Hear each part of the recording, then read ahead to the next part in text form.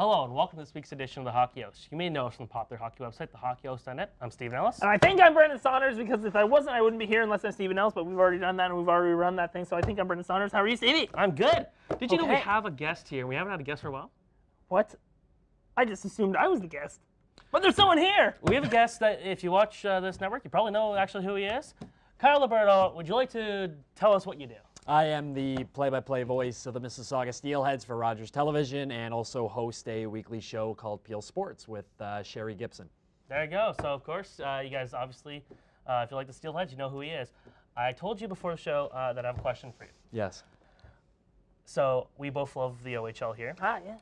Why do you love the OHL, and why should people watch the OHL? It's some of the best young talent in the world. It's the greatest junior hockey league in the world, and I truly believe that, you know, when you have great young talents that are coming through the systems like Mitch Marner and company, it just really garners excitement. There's tremendous storylines coming from the OHL into the NHL, and just every position you look at, there's so much parity, there's so much incredible, just I can't even put it into words. It's an honor being just a small part of the Ontario Hockey League and the Canadian Hockey League as a whole. And, you know, you meet so many great people along the way. Some of the greatest hockey minds are in this league as well.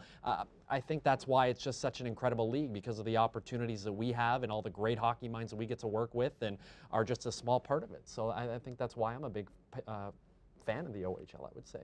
Good, I like that idea. Brendan, what about you? Well, I wanted to ask the question of seeing these players and seeing them, how young they are, seeing like a guy like Kyle Thomas come up as a 2000, played with Niagara, and how good these kids are coming in at such a young age, playing against the older guys, because this is their first experience playing guys who are 1 to 2 to 4 years older, some to 5 years older if your guys are exceptional playing status. Yeah. But how crazy is it to see these young guys performing at such an amazing skill level? It's incredible, you know, and you give a lot of credit to the minor hockey programs. Kyle Thomas comes from a great program in the Toronto Marlboros. Yeah. So many great names have come from that program, and again, it just comes down to great coaching at every level. And you know, the tremendous depth that Hockey Canada has is absolutely sensational, and we see it at the World Juniors, we see it at the U18s. Yeah, sometimes, occasionally, and at the Ivan Halinka as well. So you know, it's tremendous seeing these great young talents, and you know, I think Kyle Thomas is bound to have a great OHL postseason. He's really led the charge in Niagara, and I think if the past really is inevitable, I think next year is maybe going to be a year that Niagara could dominate the East.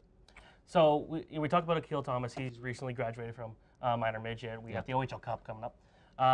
Do you follow minor midget at all? A little bit, not as much as I really should. I know that there's a tremendous product in Jack Hughes that's coming up. That will probably be property of the Barrie Colts. So that's a very, very tremendous talent. I love his two-way game. He's got a tremendous shot. I think he's also a big body too, and I think his size is going to really play I think well in the OHL. Now, Brendan, I know you're following a specific team this year in the OHL Cup. Yes. Well, are you talking about the Toronto Titans or the Mississauga Rebels? I mean, I love both teams. Mississauga Rebels have an outstanding amount of Oakville players. Yeah. Oakville, if you're looking for all your players, they're on the Mississauga Rebels. As long as the other teams, Jack Hughes is another guy. I think he's from Oakville, but if he is, I mean, Oakville, what are you doing? But no, yeah, Mississauga Rebels they're a really good team. The Jackson twins are quite good. Michael Vukojevic is quite good. Penman is, I like him. I saw a guy recently on the Oakville Blades, Bailey Newton, and Penman reminds me quite a bit of him. But yeah, Mississauga Rebels are a great team. And the OHL Cup, now that's another thing I also want to talk about, Kyle. How hard do you think it is? Now, scouting in the major juniors is a lot easier. You can see these stats. You can see them play quite a bit. But how hard is it and to scout young guys who are either midgets, sometimes they're looked at bantam, but mostly minor midget? How hard is it for the OHL scouts to really think, in 4 years, that's my guy? Like, scouting the OHL is really difficult because you don't know, are these guys peaking right now? Are these guys down the road? Like, how hard is that? Well, and I think a big thing that scouts really hone in on in the Ontario Hockey League is culture. And I think now a lot of guys are scouting more the person than the player. So I think that's very difficult with the fact that, you know, you're traveling across the province and, you know, looking at different talent night in, night out. You know, you can see the skill set on the ice. You can see that small sample size, but I think character is absolutely huge. Sure. Great. All right, we're going to go to break. We come back, we're going to talk a lot about the Mississauga Steelheads, because if you guys didn't hear, they're pretty good right now. So I know Kyle's got a lot to say about that. Anyways, we'll see you soon.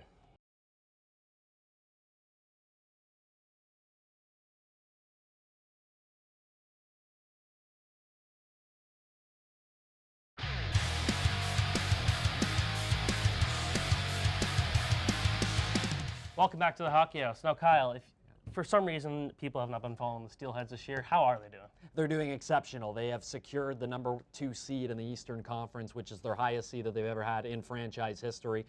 They have secured their first Central Division title in franchise history, which is very exciting, and they are on the road to potentially playing a team that we just talked about earlier, the Niagara Ice Dogs. The Sudbury Wolves are an option as well, so a lot of excitement happening in the Peel region right now. A big reason why people should be coming out and watching the best junior hockey in the world.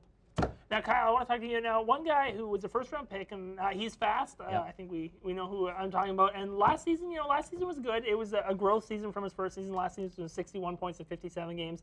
How can you describe the growth of now Michael McLeod? He's past that, 66 points in 53 games. He's past that. How have you seen his development from his first year to his second year to now? He's been absolutely tremendous. You can see that he's really developed in his speed, and he's a tremendous two-way player. I think he's really honed in on his defensive game this year specifically, and I think Ray Shero and the New Jersey Devils have really been in his ear a little bit on really transforming his game a little bit and being more of a pass-first kind of guy, and you've seen that a lot in his work this season with the Steelheads, and I think he's grown. He knows that, you know, this is a tremendous opportunity being here in the OHL. It's a tremendous platform. We talked about the platform of the OHL, and he's truly invested. He had an opportunity to be at main camp with the New Jersey Devils, very beneficial, had an opportunity to participate in the World Juniors, and I don't care what you say about Michael McLeod's role in that team, any capacity with that team is a tremendous opportunity, and now it's all in for the road to the OHL Championship and a MasterCard Memorial Cup. The one thing I liked about McLeod is we both covered the World Juniors. Yeah. Was how humble and how excited he was just to be there. And, you know, getting a chance to play with, like, his buddy Strome must have been cool. But yeah, to see, after him scoring his first goal and then getting a second one after, you know what, he did not play a huge role with the team. He was more of a bottom 6, 13 forward, but that's a still important role, especially when the team goes out and wins the silver medal. Absolutely, and I think what you saw is when he was on the ice and when Dominic Ducharme did give him the opportunity, I think he excelled in every facet of his game. We saw Michael McLeod to a T in that tournament. He did a tremendous job. I think he really elevated the bottom 6 of Team Canada, and I think it really balanced out everything. And, you know, I know there was a lot of pressure on a guy like Dylan Strome, obviously captaining this team, something that he's dreamed of ever since he was a young boy, and I think Michael McLeod maybe brought him down to earth a little bit, having a great friend like him on the team. And I know that, you know, you must have been a kid at a candy store covering that tournament. You absolutely loved it. That was the greatest. I didn't miss a single game. And no. Even that late 8 p.m. game on New Year's Eve when the arena was empty, I was still taking photos. I had kind of access, a cool ability to do that where my publication had a photo spot. So I got to sit down there and take photos and get to see the games up close, got to see someone get arrested, and that was kind of cool. So anyways, that was fun. I do want to ask you, though, for the Steelheads playoff run, who is maybe a guy that's kind of been under the radar for the team that has a chance now to make a big role heading into the playoffs? Well, I think a big area to look at when you talk about this team is the goaltending. And Matthew Mancina is playing the right puck at the right time. He has really mastered the blue paint. I think he is a guy that's really going to show why he was brought into Mississauga. He's an OA. He has tremendous experience, obviously, playing with the Peterborough Petes, starting with the Guelph Storm. This is a young man that has a lot to prove, I think, still in his OA year. And I think what happens in this OHL postseason is really going to affect his career post-Ontario Hockey League. And I think that's really a guy to hone in on. And I think he has done nothing but huge benefits for Jacob Bingham. And I think he's going to have a tremendous career. A big reason why is because of the mentorship of Matthew Mancina. So he's a guy to look out for sure. The team had to fill a goalie spot, especially after losing Spencer Martin in recent years, and that was an important position. But no, yeah, speaking of Bingham and speaking of McLeod and speaking of his brother McLeod and speaking of the playoffs this year, it's not over for Mississauga, actually, Kyle. Now, what do you think about moving forward that they could have the McLeod brothers back? Well, they'll have the one for sure, but they could have Mike McLeod back. They could have Owen Tippett back. They are losing guys like Watson, Sergeyev, but they'll still have defensemen like Haig. Now, what do you think for the team next year going forward? They have a good young team. Owen Tippett's doing fantastic. What do you think will go in next year? Yeah, I mean, I think odds are that, you know, Owen Tippett's going to be back with the club. I think Nick Haig is going to be back with the club as well. And Michael McLeod is again, a tremendous talent that I think is going to lead this team again as the captain. Nathan Bastian has taken tremendous strides. I think he will be back with the team as well. They're going to have tremendous depth up front. Again, it's maybe the same situation as this year, maybe 1 or 2 pieces that Boyd needs to go out and get. Cool. All right. That's a fun team to watch this year. It's probably the most fun it's been in recent Maybe years. Next year, too. And next year, too. Anyways, we're going to go break. We come back. We got a lot of stuff to talk about in the NHL.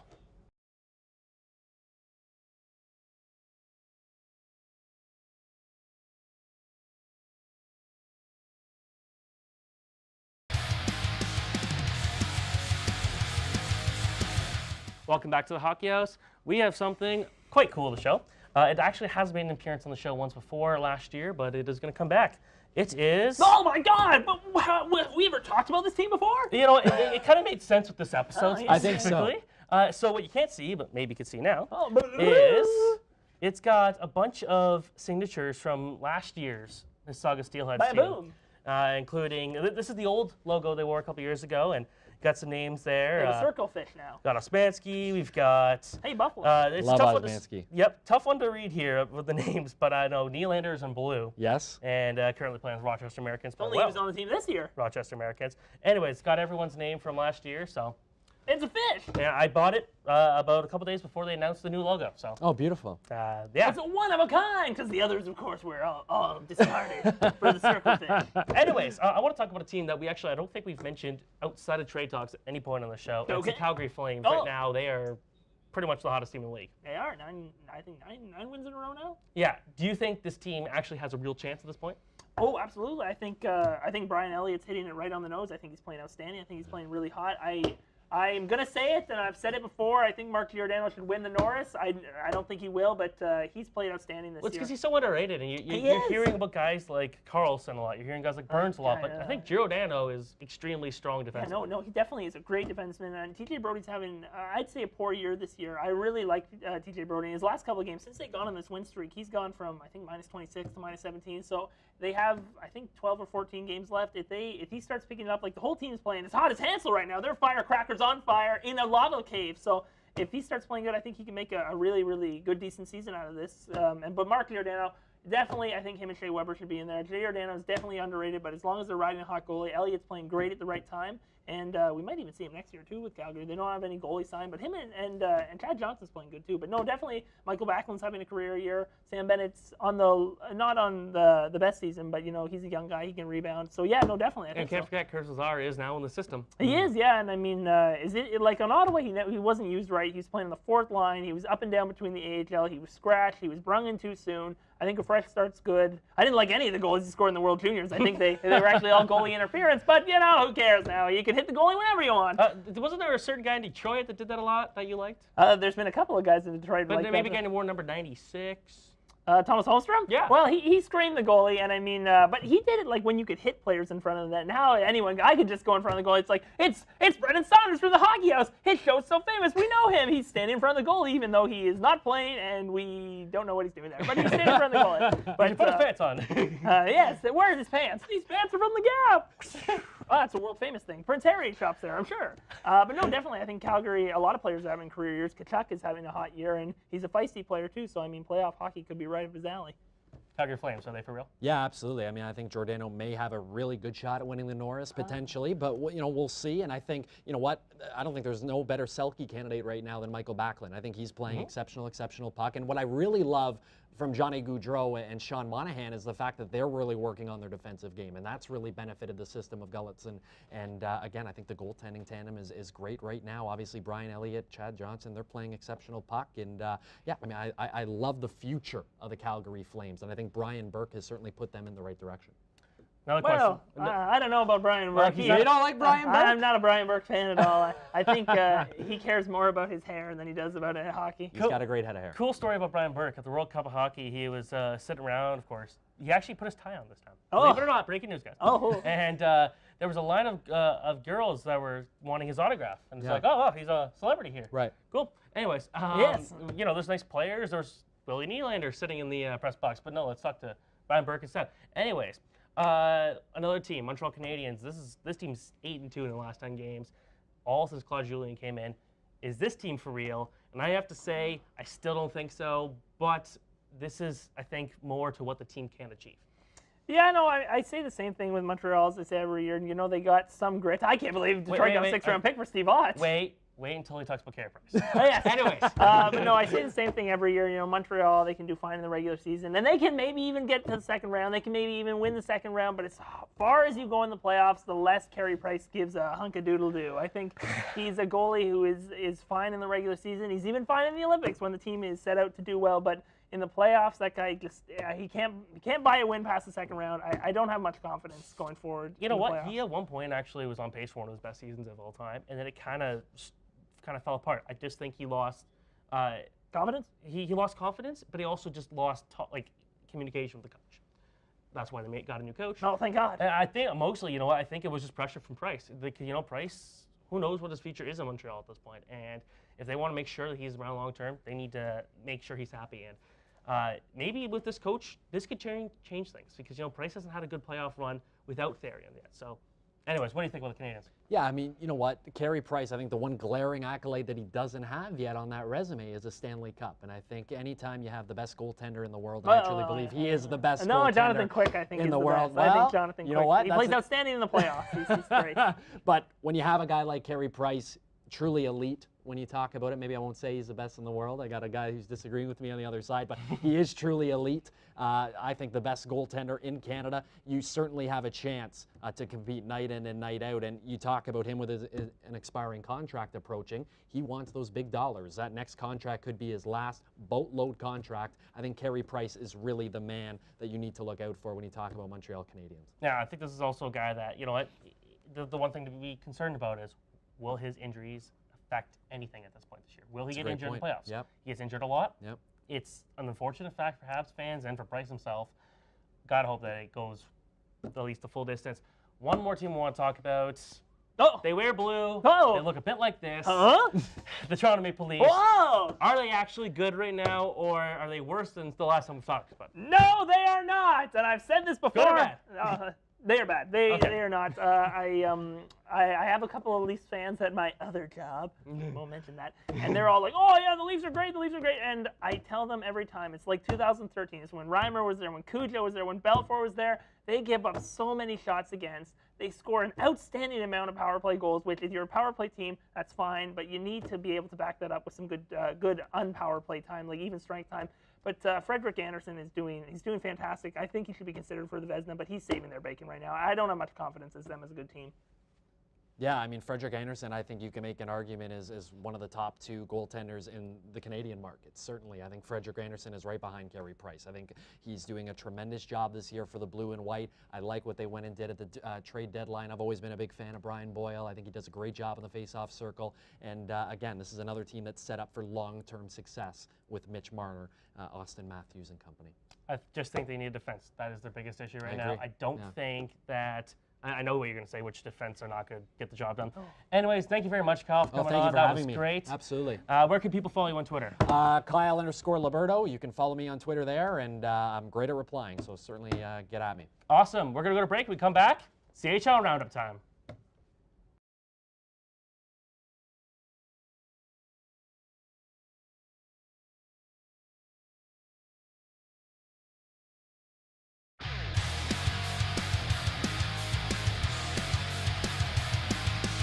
Welcome back to the Hockey House. We're going to go back to junior hockey because that's something we've talked about junior hockey a few times in this episode. Yes, So, what do you want to talk about this case? Well, I think I'll talk about my ding dong, my CHL roundup. That's something I've never heard before, but I'm going to start it because we have something surprise at the end of the segment. Okay, so my team of the week in the QMJHL is the Rwanda Huskies. Now, Rwanda Huskies won last year, and now every year I say after you go in a deep playoff run, after you win a championship, after you go to the Memorial Cup Finals, it's going to be hard. You should just make your goal making the playoffs. But Rwanda has passed that, and they don't have guys like Meyer. They don't have guys like Perron. But they're making it up with guys like J.P. Beaudoin, who signed with Colorado. Nice job. Philip Myers, who was on the World Junior team. Lazon, who was also on the World Junior team. Maple Leafs prospect Martin Zirkles, who's doing outstanding, fantastic. Rwanda, it's going to be hard to compete with St. John, but I don't know. I think they're pretty good. So now my OHL team of the week is the team that could be good. Every year they're going to be good. All their players leave. And that team is the Sarnia Sting. The Sarnia Sting literally... I've never seen this happen to... They've also finished last every 4 years. But I've never seen a team that has so many good players, and the year they're going to do really well, all their players leave to either the NHL or Russia, but this year is no difference. Travis Konechny, Pavel Zacha, Jacob Chikrin. I know somebody going to Sarnia soon. Oh, my God. Uninteresting fact of the day. I smell Sarnia right now. I can't smell. In the breeze. But, that's true. No, one of the players who's doing really well, Jeff King, Jordan Kyrou. Jordan Kyrou, we saw him in the OHL Cup with the Mississauga Senators. That was a while ago. It was, yeah. Matt Daner in that turn. But no, Jordan Kyrou has done outstanding. 93 points at this point. Has 3 games left, but a really good chance for 100 points. So it's starting to stay. Okay, so my WHL team of the week. My WHL team of the week is some team that I really want to mention for the last couple of weeks. It is the Lethbridge Hurricanes. The Lethbridge Hurricanes, and as you're like me and you followed the CHL for the last couple of years, Lethbridge was god-awful. But this year, they're pretty good. Last year, they were pretty good. But Tyler Wong, a guy who played with the Marlies, possible to go with the Leafs, has 105 points, 66 games at this point, is doing really, really well. They have good young guys like Jordan Bellerive. They have the 2 overagers like Zaborski and Alfaro. And they have Stuart Skinner in net. So Lethbridge is, they're doing good. Okay, so my player of the week in the WHL is Turner. Wait, I just want to say, there's a Skinner on the Hurricanes. Yeah, that's true. It's Turner Ottenbright. So Turner Ottenbright is, I've mentioned Evan Fiala. I've mentioned Chaz Rentkop. Now I'm mentioning Ottenbright. He is another guy like them. He's having an outstanding season this year, plus 43 this year, 31 points in 68 games. Is a big guy, is a tough guy, is a defensive guy. And if you're looking for any compliment to an offensive guy, especially because offensive guys go high in the draft and this guy's not signed, he's a good player. He's really tough, real tough. Okay, so my OHL player of the week is a guy we know actually quite well. It is Chris Bennett, former Oakville Blade. Now, Saginaw, it's kind of weird. Some guys are doing really bad in Saginaw. Some guys are doing really good. They're having a poor season, but Chris Bennett has done pretty good this season. Has 51 points in 64 games. Is +1. And I know that doesn't sound that good, but considering the Saginaw, for the most part, it's not a great team. Chris Bennett, you are doing a great job. Okay, so now. Wow. Yeah, a great. Don't do infomercials. A great job. Okay, so my QMJHL player of the week. Now, just because he signed, just because he was on Rimouski, and just because he's a Montreal prospect, is Simon Bourque. He just signed with Montreal Canadiens, and Simon Bourque, now former Rimouski, now St. John, is having a really good season. I think he's an underrated. He was a 6th-round pick, expected to go in the 2nd round, but no, Simon Bourque's having a really, really good season. Okay, so my QMJHL prospect of the week is another defenseman. It is Leon Gowacki. Leon Gowacki plays the Cape Breton Screaming Eagles. He has 30 points in 51 games. He's +7. He's a rookie. He's from Germany. Dennis Seidenberg comparisons? I don't know. But he was rated to go into the 7th round or lower. I think this guy's a superstar. I think this guy's a steal. And Cape Breton has a guy like LeBlanc who's moving out next year. I think Gowacki has a good chance to get a lot of ice. Okay, so my OHL prospect of the week is Jonah Gadjovic. Now, we saw him play with Jack Hanley and Matt Hotchkiss on the Whitby Wildcats in 2014 when we couldn't find out if Dave Branch was their coach or not, and we ended up finding out he was the coach. He's having a really good season this season. In 55 games, he has 41 goals. And in the league and in hockey right now, everyone's a playmaker, everyone's a passer. If you're getting a guy who's scoring 41 goals in 55 games, on the fact that he's also +32, and he's been improving every single year, I think Jonah Gadjovic is a really good player on the Owens down attack, a really good compliment for all of them. Okay, so now my WHL player of the week is a guy a lot like Justin Paul that we mentioned before, Milton Nicehawks, who is playing on a bad team, is a young player getting a lot of ice time. Parker Kelly on the Prince Albert Raiders. He has 40 points in 69 games. -17. But he is getting a lot of ice time as a young guy, and we saw Zach Zaborski playing a Kootenai Ice team, and that was just 1 year. He went from a 4th liner to a 1st liner, and now on Lethbridge Hurricanes where he's over a point a game. So Parker Kelly is a young guy getting a lot of ice time. I think he's really improving. Okay, now going to the OHL Cup. There we go. The OHL Cup is something I'm covering basically from Tuesday, tomorrow, to Monday, which is next week, and the teams that Unless Green Day. Yes, let's Green Day. But no, it's a really good event if you can make it out. It's outstanding. Mississauga Rebels, Toronto Marlies, Harrison Canes on the Toronto Titans, London Junior Knights with Nick Suzuki's brother, Ryan Suzuki. They're all outstanding teams to watch, and if you do make it out, OHL Cup is definitely, I think the Mississauga Rebels will win, but surprise me, anyone. And by the time everyone sees this will be almost over. Yes. Anyways, that's all we have for today. Don't forget to visit thehockeyhost.net for all episodes of the TV show, and make sure to follow us on Facebook and Twitter. I'm Stephen Ellis. I'm Brendan Saunders. Watch the OHL Cup. Thanks for watching.